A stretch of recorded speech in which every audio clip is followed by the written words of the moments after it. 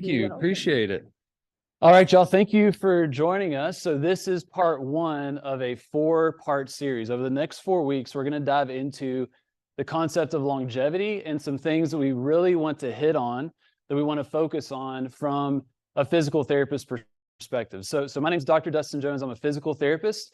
I'm also a co-owner of StrongerLife Fitness for folks over 55 here in Lexington. And we talk a lot about the concept of longevity. I know many of us think about it as well, right? We want to live a long life, but what we really want to focus on is not necessarily how long your life is, but how long your health lasts, right? That's the difference between what we would call lifespan and health span.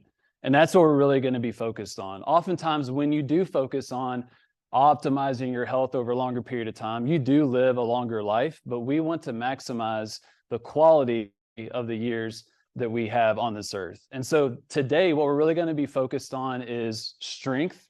Next week, we're going to talk about endurance. Third week will be balance. And then the fourth week will be mobility. All right. But we're going to start off with maybe one of the most important, and that is strength. Kind of the overarching theme of the 4 weeks is going to be one concept that I want to start off with that is very, very important. And that is the concept of reserve. The concept of reserve. So think back to March of 2020. Do you remember the craziness of that time, right? COVID-19 pandemic starts. This crazy disease is spreading across the world. And we didn't know a lot about it, right? And we started to learn a little bit about this virus that was spreading. And what did a lot of the headlines say initially in terms of who is most at risk at COVID-19? Right? It was quote unquote old people, right? That was not very helpful in terms of those very scary headlines. But as we continued through the pandemic and we got to observe that virus and we got to study it, what did we start to find out in terms of who is most susceptible to being impacted by this virus? Age was a factor, but also it was fitness. Was someone healthy? Did they have a lot of fitness capacity? If they did not have that, they were more susceptible to being impacted by that COVID-19 virus. The COVID-19 pandemic really highlighted this concept of reserve. The folks that were, by and large, right, there were definitely the unicorns, the one-offs, but the folks that were the fittest, the strongest, the best endurance, the folks that were healthy typically were not impacted as much. That whole concept of reserve translates to so many areas of life beyond being infected by a virus, right? If you have a fall, for example, raise your hand if you've experienced a fall within the past year, right? And I'm raising my hand as well. Your reserve in terms of how strong, how fit you are, determined a lot of how that fall impacted you. Did you have an injury? Or did you get right back up? Did you fracture a bone potentially, right? If you have high capacity, strong bones, strong muscles, that fall may not impact you as much. So this concept of reserve, we need a lot of reserve. The fitter, the stronger, the more endurance that we have, the less we're going to be impacted by the stressors of life. Whether it's a COVID-19 virus, whether it is a fall, whether it's a social or emotional stressor as well. So that's what this is about. How can we get as fit as possible so all the things that happen in life impact us as little as possible? The stronger you get, the fitter you get, the more it's going to pay off in so many areas of life. So that's the concept of reserve, and that's going to translate to everything that we're going to talk about. The more strength you have, the better off you're going to be. The more endurance you have, the better off you're going to be. The better your balance ability, life is going to be a little bit easier. All right. Now, for today, we're going to focus on strength. Raise your hand, and even if you're at one of the several senior centers that are watching this, or if you're online at home, raise your hand if you strength train, if you do exercises that get you stronger every week. And raise your hand high. Give yourselves a round of applause. Yeah. Thank you. Yeah. This is huge. There's so many things that we want to be doing for our health span, for improving our abilities, and strength training is one of the most important. So when you hear the word strength, what I want you to think about is strength is your ability to produce force. That's all it is. It's your muscle's ability to produce force, and it is very handy in a lot of different areas. But there's some big benefits to getting as strong as possible. The first one, and I think this one is not talked about enough, it makes your life easier. The stronger you are, the easier your life becomes. Think about the chairs that we're sitting on, especially if it was a really low chair, and we try and get up out of that chair. For some, it may be very, very hard to do, right? You're using a lot of your effort to get up out of that chair. The stronger your legs are, the easier that will become. Think about going up and down stairs, right? Stairs can be very, very challenging. The stronger your legs are, the easier the stairs become. Think about maybe trying to keep up with your grandkids or great-grandkids, how difficult that is from every angle, right?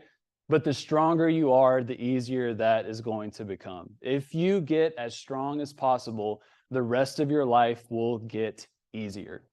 When your life gets easier, when you don't have to give so much effort to do somewhat common tasks, that changes everything about your life in terms of what you choose to do or choose not to do. So strength, it makes life easier the stronger you get. That's one reason that we want to do strength training.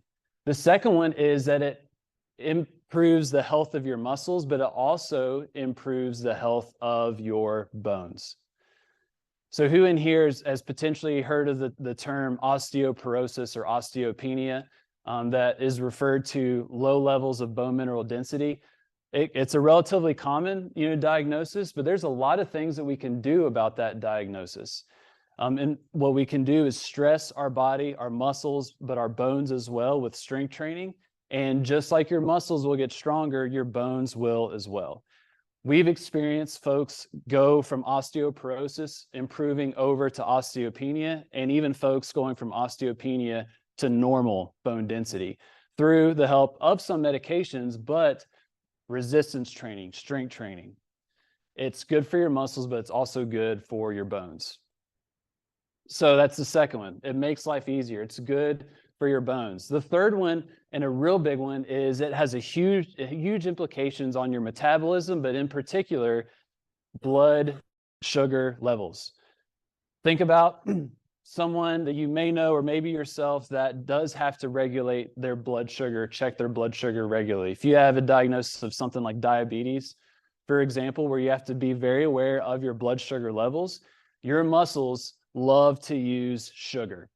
And if you have strong muscles and you're physically active, that is a great way to regulate those blood sugar levels. Raise your hand if you monitor your blood sugar. I've ever done that before. I always love to do this because I've monitored as well through a continuous glucose monitor, is that you have a meal and typically you'd see a big, blood sugar spike right after. When you go to move, or even something as simple as a walk, when you use those muscles, that really blunts that huge spike in blood sugar, which is a really, really good thing.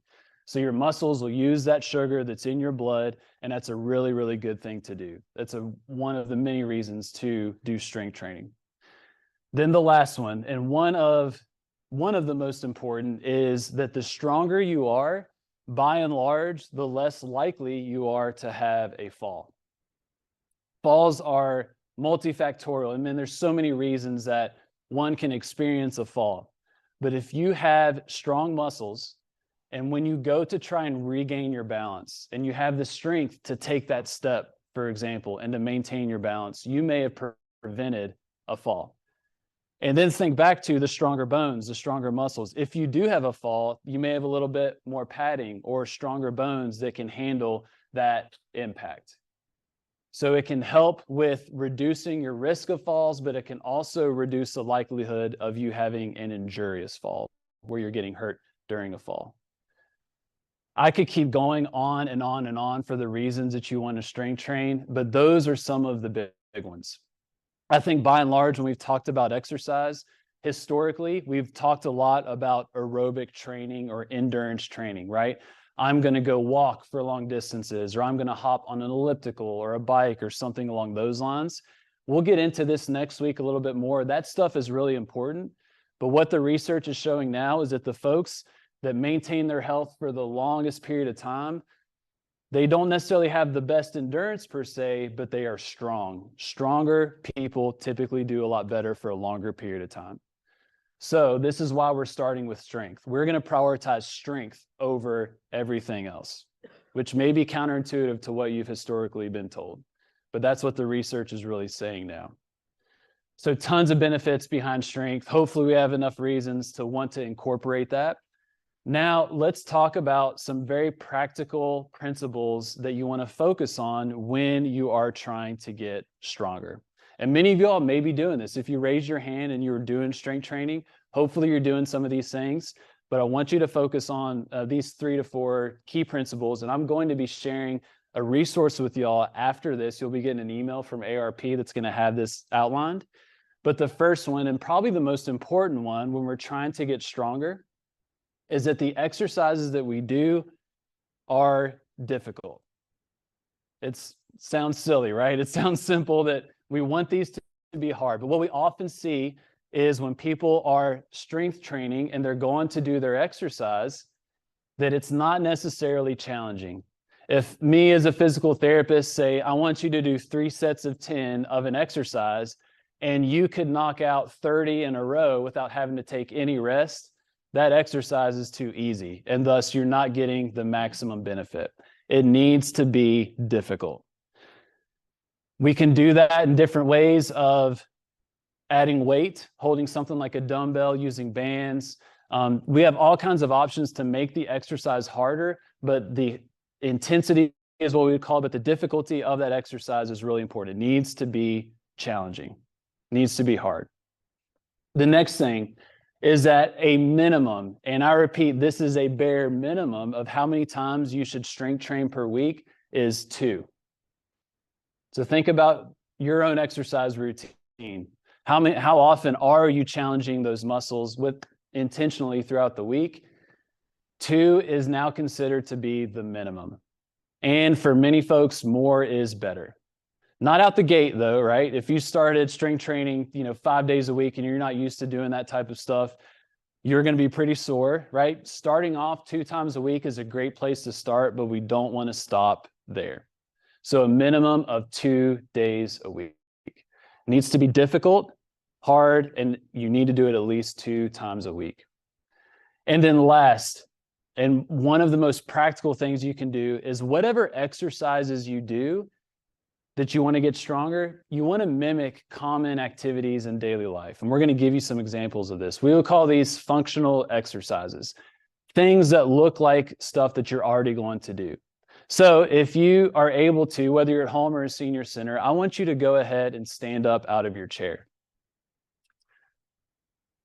Or attempt to stand up out of your chair and then sit back down. I want you to think about how many times you do that per day. Just think about that. For some of you all, you're in the hundreds, right? You're doing this all the time. You're doing it coming out of a chair. You're doing it getting in and out of the car. If you're driving, you're doing it coming up off the toilet. That movement is what we would call a squat. We're going to do some here in a little bit. It would be very wise of you to strength train that movement, because that's going to make it a lot easier for you to get up out of that chair, get off that toilet, get in and out of the car. So functional activities, you get a lot of bang for your buck. Traditionally, what we've seen is a lot of folks will do isolated activities where we're just moving one part of your body versus moving your whole body. And what we're encouraging you to do is do activities that will move your whole body. We're going to give you some examples here in a second. All right. So it needs to be intense, aka very, very challenging. You need to do it at least 2 times a week, and you want to give preference to doing functional activities. All right. Those 3 things, if you start there, your future self is going to be very, very grateful that you have made that change. Okay. So those are 3 key principles. I need to have one caveat and prepare many of you all for what is to come. If you start to do strength training at least 2 times a week, and it is difficult to do, and you do functional activities, and that is going to be muscle soreness. Raise your hand if you've experienced muscle soreness after you've strength trained, maybe a day after, maybe 2 days after, right? Lots of hands up in the room. I want you to know that this is normal and even a good thing. This is not a bad thing. It is a completely normal response to challenging your body. If you're new to this, it can be rather alarming, right? It can be very scary if you did an exercise, a new exercise, and felt that discomfort, but no, it's going to go away. Your body got the stimulus it needed, and it's stronger as a result. Now, here's where it gets really counterintuitive, because if you've experienced muscle soreness, whether in some folks it's 24 hours, some folks it may be 2 to 3 days after, you will tell yourself, I'm just going to rest, right? I'm just going to sit. I'm going to take it easy. That soreness is going to kind of work its way out, and it will eventually. But what actually speeds that up is if you continue to exercise, if you continue to move. We experience this a lot at StrongerLife, where folks will start at StrongerLife and they experience some muscle soreness, and we'd say, hey, come back to class, and we can modify, we can make it appropriate for you. But the best thing you can do after you become sore is to continue to move. And experienced coaches like Jeff, that you're going to meet in a second, and Wendy, that you're going to meet in just a little bit, are great at modifying activities so you can continue to move. And when you do that, what that does is help flush some of that soreness out of the way. All right. So when you start this, I encourage you to not just rest and take it easy if you become sore. Continue on with your routine. Just maybe make it a little bit easier for that day or two to kind of help flush some of that soreness out. All right. For some of you all, you'll get sore the day after. For some, it may be 2 days after. So just be prepared that there's some variability there. All right. So I'm going to cover that one more time. It needs to be challenging. We call a high intensity exercise. You need to do these at least 2 times a week, minimum. And then I would try to build it up from there. For very active, very trained individuals, they're strength training 5 to even 6 days a week. You don't start there, but a lot of folks can get there. And then last but not least, you want to do functional exercises that will mimic a lot of the things that you need to do in your everyday life. All right.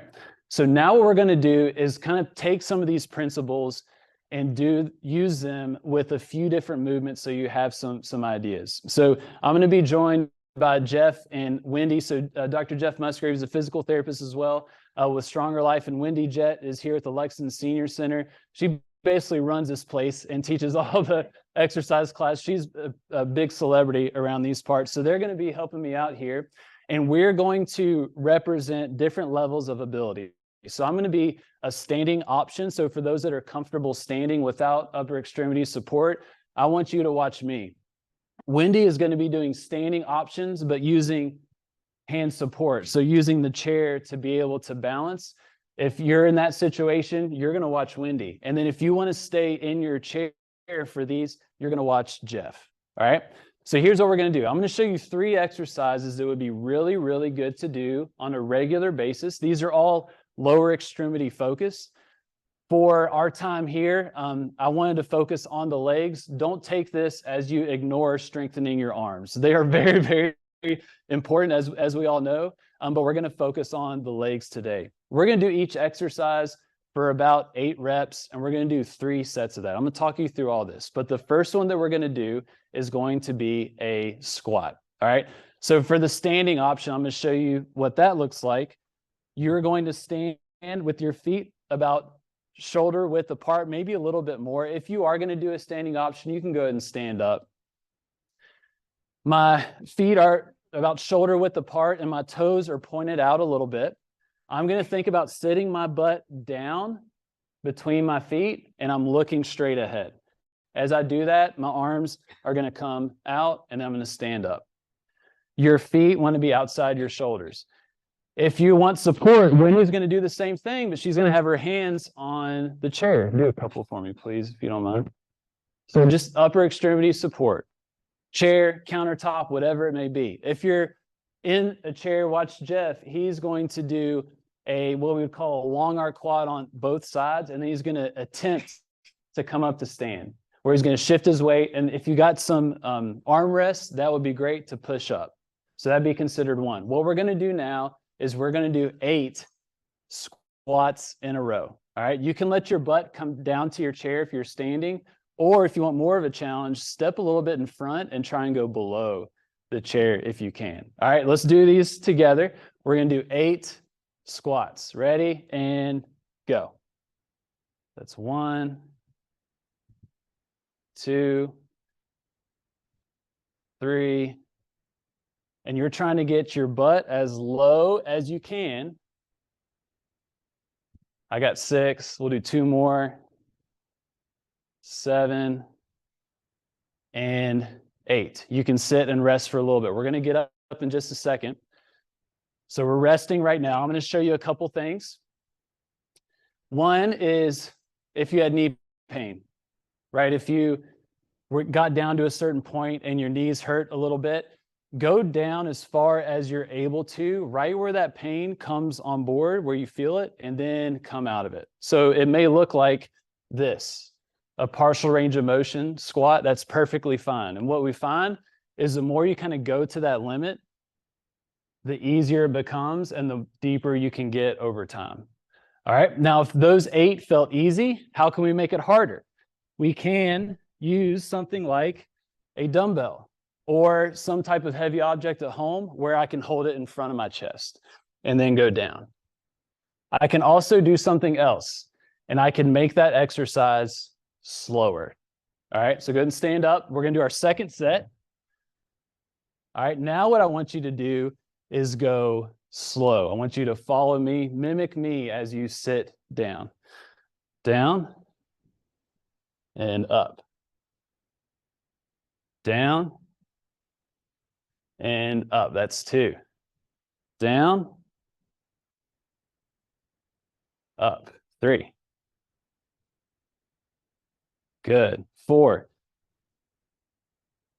If I am counting incorrectly, I'm a physical therapist. We're notorious for skipping numbers. That's 3, right? Yeah. Okay, no. I think I have 2 more. We'll call this one 8. Have a seat. All right. I'm breathing a little bit. Are y'all? So slowing down. If you don't have heavy weight, you can make the exercise slower, and that can make it more challenging. All right. What we can also do is go down slow and come up fast. When we come up fast, that promotes power, your ability to produce force quickly, which is very, very important for everybody, but particularly as we age. So we're going to do our third set, our final set. We're going to go down slow. We're going to come up fast. All right. You can go ahead and stand up. All right, go with me. So we're going down and then come up fast. Good. Let's go to 8. Good. We're on 3. Come up fast. If you're doing the see it option, Jeff is kicking quickly, and then he's trying to come up quickly out of his chair. Is that 5? 6? The PT in the crowd checked me. I love it. I love it. Never trust a PT to count. There's 8. All right. So that is the squat. This is a really, really good exercise to do. You can make it slow. You can speed up the up portion, or you can grab a weight to hold on. All right. You can have a seat. The next one is going to be the deadlift. All right. The name is not that great, right? The name is because it's how we lift dead weight off the ground. This is a very, very helpful movement to do, especially if you've had back issues or back pain. This teaches you to be able to lift weight up off the ground by using your hips and not your back. All right, so what this is going to look like, you can stand up if you want to. I'm going to turn to the side just so you can see, is I'm going to put my hands right on the front of my legs. My feet are about hip width apart. And I'm thinking about trying to touch my butt to that wall behind me. And I'm sliding my legs down and then coming up. My back is staying straight. The motion comes from the hips. You may feel a pull in the back of your legs. Let's do 8 of these. If you're doing hand support, you can just have the support off to the side, just like what Wendy's doing, and you can have one leg. If you're doing a seated option, Jeff is just widening his stance a little bit, and he's coming down in a seated option. Notice his back stays nice and straight, and it's all coming from the hips. Good. You're doing 8 right now. I'm not going to count for you. Good. Let's call that 8. Let's call that 8. Okay, so that's the deadlift. If I were to use weight, I could use a dumbbell, and I'm just tapping that right in between my feet and coming up. You could use a cast iron Dutch oven if you're at home, a child, small animal, whatever you want to use. If you're doing a seated option, do you mind showing? You can take a stretchy band and just put it underneath your feet and choke up on it and come up. We could do this in standing as well, where I would stand over top of it, and that's given Jeff a lot of resistance in that movement. Okay, so now we're going to do the same thing. We're going to go slow this time, though. What I want you to focus on now is your back is staying straight. Everyone in here is doing a really good job of that. Your eyes, I want you to be looking at the ground about 6 feet in front of you, all right? About 6 feet in front of you. So watch me first. I'm just looking right here. I go down and then up. All right, let's do them slow because we can make it harder if we make it slower, right? Let's do 8 of these. Down and up. Down and up. That's 2. Down and up. All right, let's keep it going all the way to 8, nice and slow. That's 4. You should more than likely be feeling a little stretch on the back of your legs. That means your backside is working, and that's really important for lots of things like walking and going up and down steps. We got one more. I'm really feeling the PT stereotype, aren't I? All right, so we made it slower. Okay, everyone's form looked really, really good here in Lexington, at least. This is one that for some with a little bit of back pain, if you go down too far, it may hurt a tiny bit. You, just like with the squat, you stop where you feel that pain and then come up. And over time, you will often find that you can go a little bit further down. All right, so that's the second was the deadlift. We can also make it more challenging, right, by adding speed to this. So we're going to go down slow. We're going to come up fast. When you're thinking about coming up fast with the deadlift, what you're really thinking about is pushing your feet into the ground. All right, watch me. So I'm going down and I'm thinking push feet into ground, and you end up standing quickly. All right, let's do 8 of these. Going down slow, push your foot into the ground, come up fast. 2, 3, 4, 5, 6, 7, and 8. Awesome. All right, so we've done the squat. We've done the deadlift. Now let's do a lunge. Lunges are really great for many things, but if you have a tough time with curbs, with stairs, this is a really, really good exercise to do. Before I cover this one, I forgot to mention this. We're going to have about 5 minutes for questions at the end. Go ahead and start thinking about those now. If you're watching virtually, you can put them in the chat. If you have someone monitoring that, we'll be able to take some here as well at the end. All right, so go ahead and start thinking about that. All right, the lunge. If you're standing, I'm going to take a step back.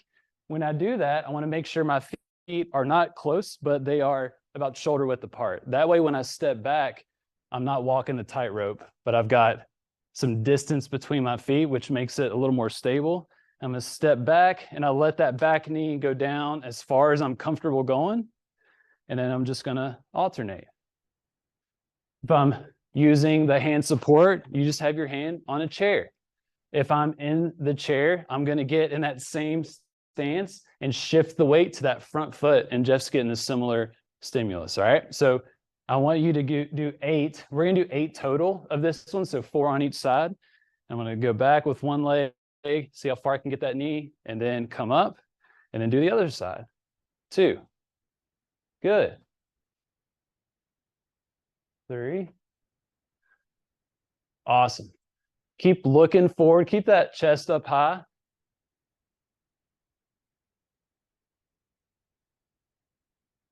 Y'all are doing great. And then one more. Okay. How can we make this more challenging if that felt easy? I could make it slower. This is where we're bleeding into the balance side as well. So same thing, take that step back, go down slow, and then come up. Slow, and then come up. That's 2. Good. Keep that chest up. I got 4 more. Good work, y'all. 2 more. 7 and 8. I love the lunge because you really pick how hard you want to make it, right? Yeah, my heart rate's up too. I'm trying to stall so I can get my breath back. But you get to choose how hard you want to make it. You take that step back and you let that back knee come down as far as you want. All right. Last set. What should we do now if we want to make it more challenging? Come up fast. You got it. All right. Last one. I come down slow, come up fast. Down slow, come up fast. Keep looking straight ahead. Going all the way to 8. Everyone watching via Zoom, you're doing awesome. We got some eyes on you. Y'all are looking good. All right, I think we got about 1 more rep here for many of you all. Okay. Now I want you to take your 2 fingers, put them on your neck. Y'all feel something? What's your heart doing? It's pumping, right? It's pumping. That we're not using any weight, right? We're just controlling the speed, making it slower, which makes it more challenging. And we're doing total body activities that uses a lot of muscle. You're going to get a lot of bang for your buck when you incorporate these types of movements. So what we did was a squat, we did a deadlift, we did a lunge, all leg-based movements, and we did 3 sets of 8 reps. You're going to get this in the PDF, the email that you'll get after this session. This would be really good to do at least twice a week. If you don't do any strength training, this is a great place to start. And just be ready for a little bit of muscle soreness and know I did a good thing. All right, so just to recap, we're all about health span. How can we maintain the health of our years as long as possible? And if we want to do that, we need to build reserve. The stronger, the fitter you get, the better off you're going to be in so many areas of life. One of the key variables that you want to focus on is strength. Also endurance and balance and mobility, but strength is probably the best place to start. You want to make it hard. You want to go at least twice a week, and you want to use big movements, functional movements that mimic activities that you commonly do. And if you do that over time and make it progressively more challenging, your life is going to become easier. What used to be very difficult to do now becomes easy. And that's a beautiful thing when that happens. All right. I appreciate you all for doing this. I'm going to take some time for questions now. All right, we've got some online. Here in Lexington, go ahead and be thinking about that. But let's go ahead and tackle the question that we have via Zoom. One of the questions from Terry was, could you perform a forward lunge instead of a backward lunge and get the same benefit? Good question. Were you on mic or unmuted? Yeah. You want me to repeat it? All right, so the question, what Terry asked, which is a really good question. Could I do a forward lunge where I step forward and get the same benefit? Yes, you definitely can. Forward lunges are really great. It will use a little bit more of those front muscles, the quads. What I've found is for most folks, especially if they've got some cranky knees, the backwards lunge is a little more comfortable for folks than the forward. But by all means, try the forward as well. Those both options are really, really good exercises to do. Great question, Terry. We have another one. Okay. The second one is from Mr. Sullivan. how would you suggest modifying for a person with past disc surgeries and neck disc bulges? Awesome. So how would we modify some exercises for someone that's had some spine surgeries, whether it's their back or their neck, or they've had disc issues? And so this is a very, very common thing that we will run into that is you can overcome this. And so how we think about this is we introduce a movement. So let's say the squat, for example, we do it in a manner in terms of a range of motion, in terms of how deep you go, that it is acceptable to you, meaning it doesn't flare up your pain. So I would try to do that movement, that squat movement, and go as deep as we can, as heavy as we can, without the increase in the symptoms or the pain in the neck or the back. And we think of it kind of like a wall. You're kind of going up to a wall, right up to it. And over time, as you continually go up to that wall without having a huge spike in pain, that wall gets pushed back. So you can go deeper, so you can go heavier. We experience this with the squat, with the deadlift as well. It's a very common one with folks that have had spine surgery before, that we gradually expose you to that movement and we progress it, whether you go deeper or heavier. And over time, you're able to do a lot without a big increase in symptoms. The real important part is where you start, right? You want to start with a form of that movement that you can do successfully without a big increase in pain. And then you should be good to go to progress it from there. Good question. One more question, maybe two more.